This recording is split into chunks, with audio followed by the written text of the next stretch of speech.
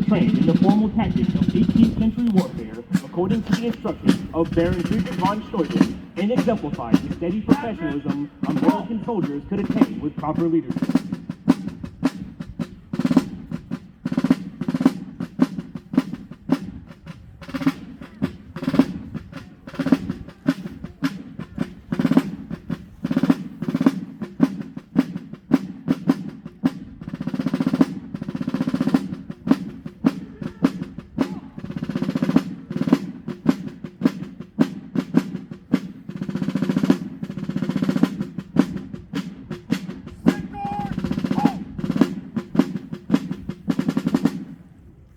To the front, march!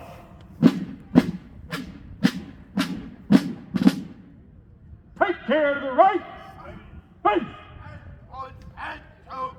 Take care to the left, face! And 1 and 2.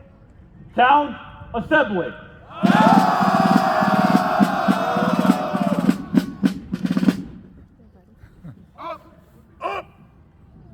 The vast majority of Continental soldiers were infantrymen. They are armed with a 12-pound 75 caliber smoothbore Brown Bess musket. This was the standard weapon of the Continental soldier during the American Revolution. It is a flintlock, muzzle-loading weapon with a maximum effective range of 80 to 100 yards. The bayonet weighs approximately 1 pound and has an 11 to 13-inch blade. Their equipment consisted of a cartridge box, which contains 24 paper cartridges of ammunition and a bayonet sling scabbard. The Daniel King Howitzer section was a 3 to 4 soldier element. The Daniel King Howitzer, made of bronze and designed in Pennsylvania in 1776, was the standard light artillery piece of Continental units during the American Revolution. The basic fighting element of the Continental Army was the platoon. To the front, march! The platoon consisted of 10 soldiers commanded by an officer armed with an espontoon and sword. 2 platoons form a division. To the front, march!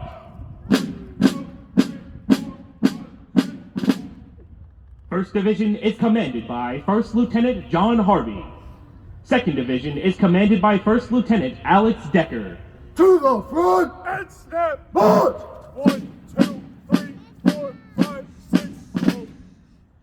The battalion commander marches at the head of the formation. To the front, march!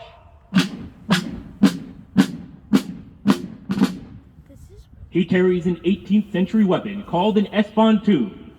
Besides being an effective weapon, the espontoon also serves as a badge of rank, making it possible to quickly locate battalion and division officers in the ranks.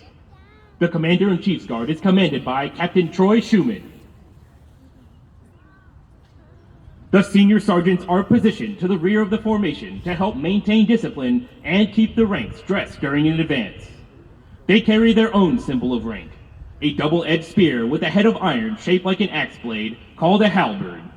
The senior sergeants for the Commander-in-Chief's Guard are from right to left, Sergeant First Class Weston Blakely, First Sergeant Joshua Jenkins, and Staff Sergeant Tyler Wilson.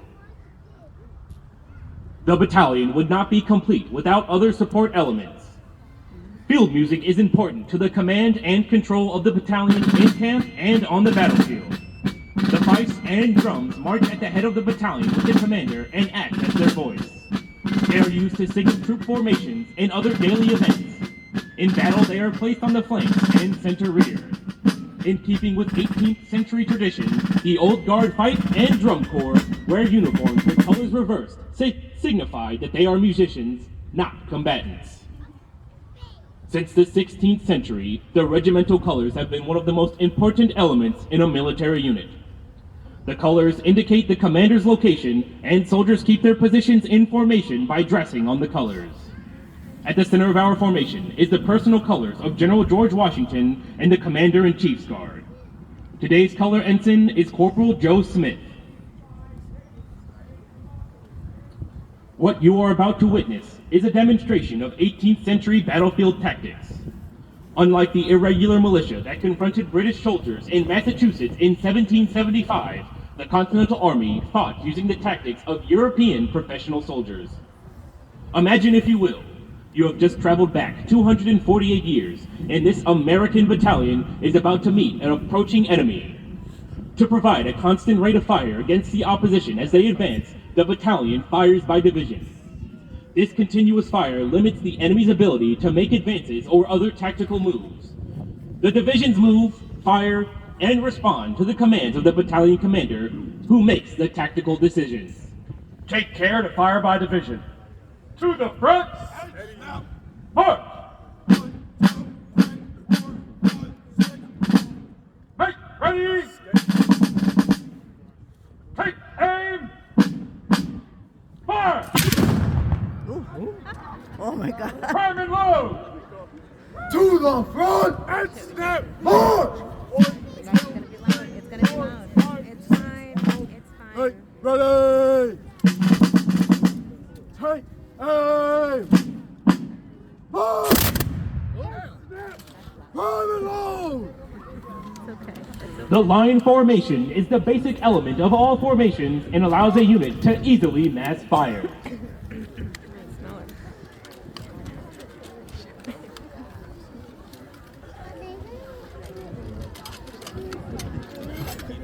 On the open battlefield, exposed infantry is extremely vulnerable to cavalry attacks. The Commander-in-Chief's Guard will now Take demonstrate care to its fire by response. battalion. To the front. And snap. March. 1, 2, 3, 4, 5, 6, 7. Make ready. Take aim. Fire.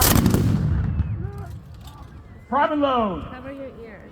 Cover your ears. It's too loud. Cover your ears. On the open battlefield, exposed infantry is extremely vulnerable to cavalry attacks. The Commander-in-Chief's Guard will now demonstrate its response to an enemy-mounted threat.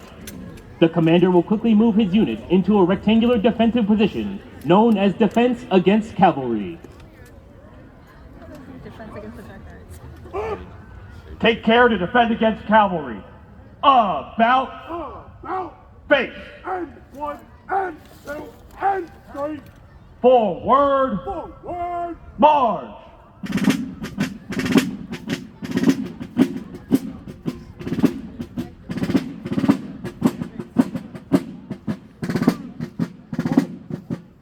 This formation provides the Commander-in-Chief's Guard with the ability to protect itself from all sides.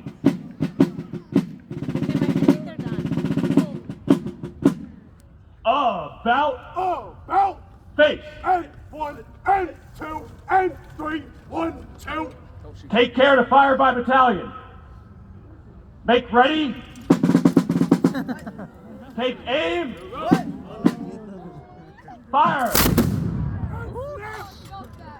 Advance. Fire locks. And 1, and 2, and 3.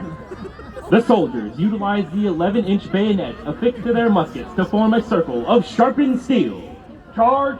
Bayonet. And 1, and and repel a direct horse-mounted assault on their formation. Having successfully defended against the cavalry attack, the Commander-in-Chief's Guard reforms the basic line formation to continue their attack and prepare for their final assault to Take care to destroy the reform the enemy. line. Forward. forward. March.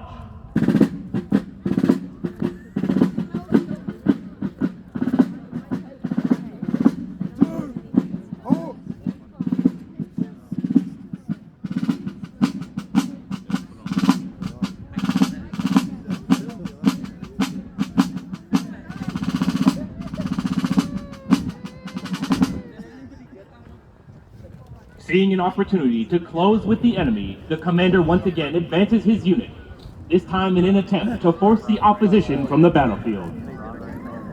To the front. March.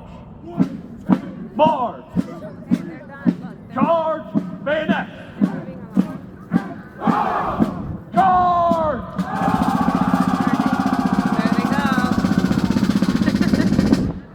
Ladies and gentlemen, the Commander-in-Chief's Guard. Take care. Face. Oh, the The commander now reforms the battalion on the colors after a successful bayonet charge.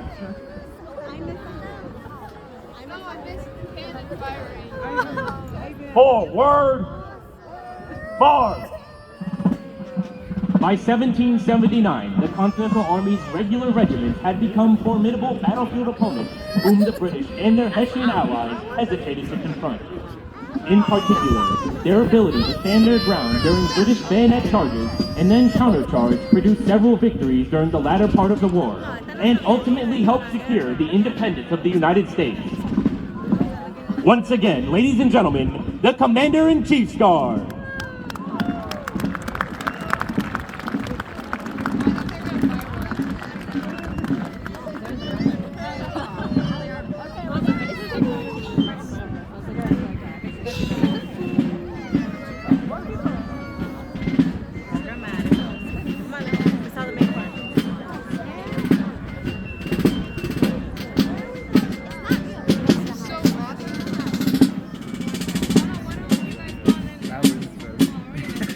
I woke up. Pero ni cafecito.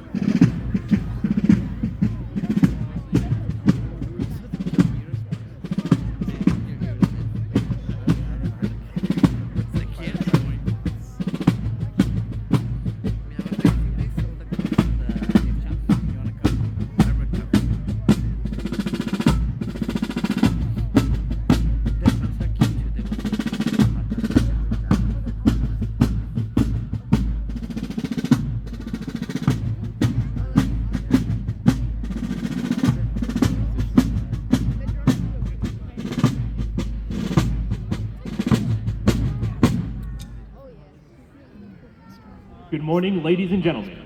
The United States Army Military District of Washington, under the command of Major General Trevor J. Bradenkamp, is proud to present the United States Army Old Guard Fife and Drum Corps. The 3rd United States Infantry Regiment, the Old Guard, traces its lineage back to George Washington's original Continental Army, and today serves as the Army's official escort to the President of the United States. In 1960, the Fife and Drum Corps was organized to participate in official ceremonies and to revive our Army's musical heritage. The soldiers of the United States Army Old Guard Fife and Drum Corps wear uniforms patterned after those of General Washington's Continental Army. In order to be easily identified, military musicians wore the reverse colors of the regiment to which they were assigned. At that time, American infantry soldiers wore blue coats with red facings. Thus, the musicians wore red coats with blue facings. Today's performance features music of the Americana with symbolic ties to our nation during times of war. Tunes like When Johnny Comes Marching Home and Battle Hymn of the Republic have served as anthems to the American cause and remain familiar in their association to the United States Army and the American soldier.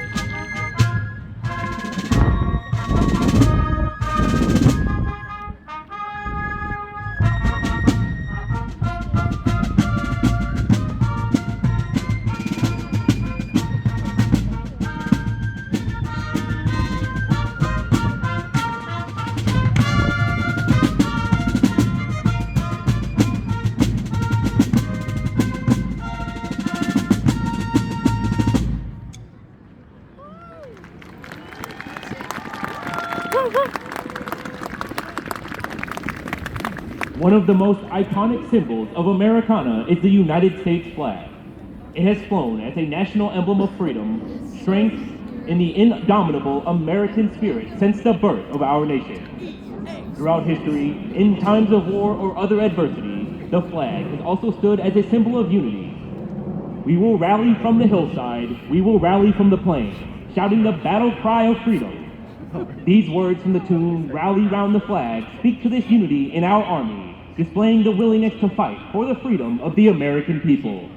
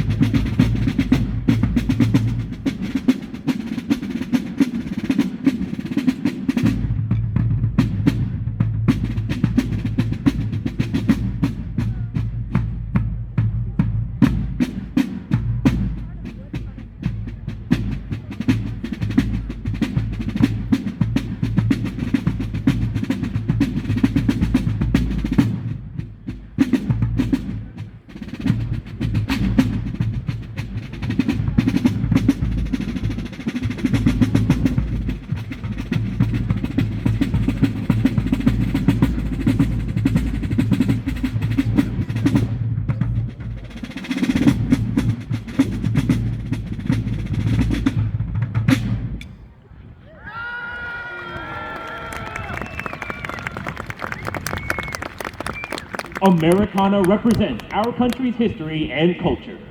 It represents our customs and traditions and the steadfast values of the American people. For over 200 years, our nation's Army has been committed to upholding the United States Constitution and defending the values, traditions, and liberties that define us as a nation. We, as an Army, stand today on the shoulders of giants who have fought bravely for our nation. As we conclude our program, the Corps honors their legacy and the continued vigilance of today's soldier with the Corps' signature melody and troop step.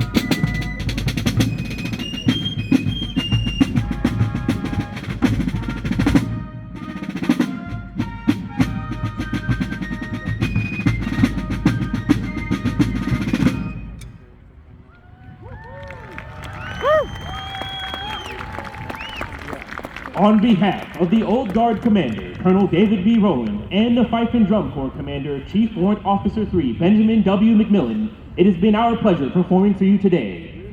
Ladies and gentlemen, once again, the United States Army Old Guard Fife and Drum Corps.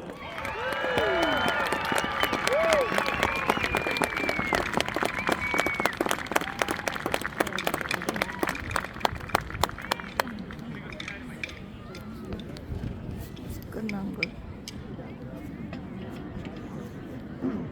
여기를 눌러라. 여기를 눌러야지.